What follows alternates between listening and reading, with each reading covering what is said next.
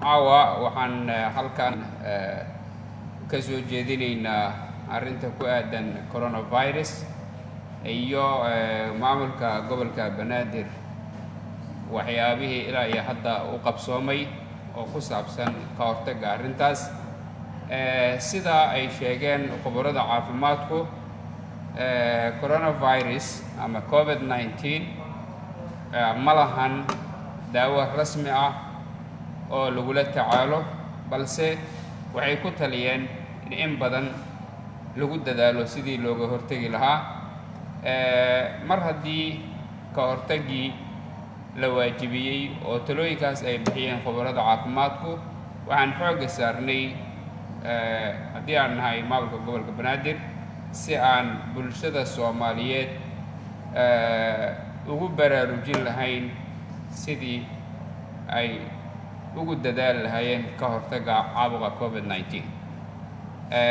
arrintaas waxaan samaynay wacyigelin ha ahaato boorar lagu dhejinayo isgoysyada ha ahaato goobo la geeyey yacni agabka gacmaha lagu dhaqdo ha ahaato qalabka afka lagu xirto maaska ah ha ahaato gloveska iyo baraarujinta bulshada oo aan u sheegnay dadka inay kala fogaadaan intii suuragala inay guriga joogaan iyo inaan meelaha zaxmada ah oo ciriiriga ah oo kulamada aan la isugu imaanin muddada lagu jiro ka hortagga caabuqa COVID-19 runtii waxaan diyaarinay oo kale oo taas dhinaceeda socda team ama koox loo tababaray dadka u geeriyooda COVID-19 yani sidii loo aasi lahaa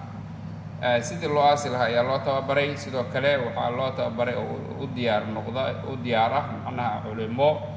Soomaaliyeed oo bulshada loogu talagalay inay ka wacyigeliyaan yani inaanay ku soo xoomin meydka ama qofka bukaanka ah maadaama cudurkan uu yahay cudur khatar ah oo si fudud bulshada ugu faafi kara culimada iyo dhaqaatiirta talooyinkoodu waxay u yihiin bulshada lagama maarmaan sidaa darteed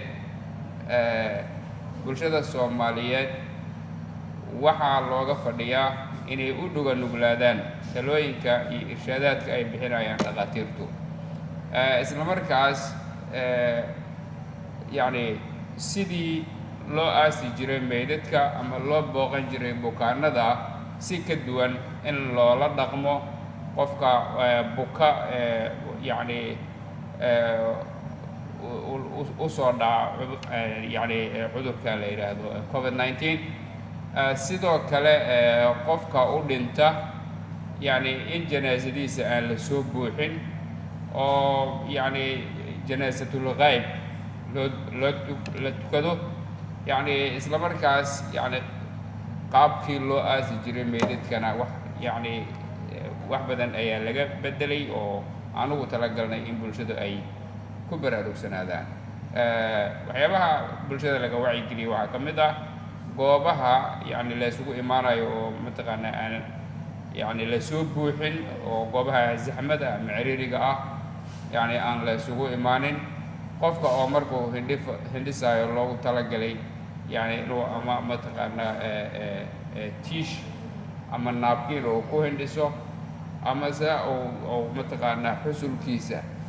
oo afka saarto marka uu hindhisaayo saas oo kale waxyaabahaasoo dhan waxay ka mid yihiin talooyinka dhaqaatiirta oo aan mar walba u gudbino bulshada Soomaaliyeed sidaa darteed waxaan halkan uga soo jeedinayaa bulshada Soomaaliyeed maadaama xaalad adag lagu jiro mar walba inay diyaar u noqdaan u dhaga nuglaadaan talooyinka dhaqaatiirta ay siinayaan iyo mas'uuliyiinta dowladda Soomaaliya taas ayaan rabay inaan idhaahdo wabillahi tawfiiq. Assalaamu calaykum.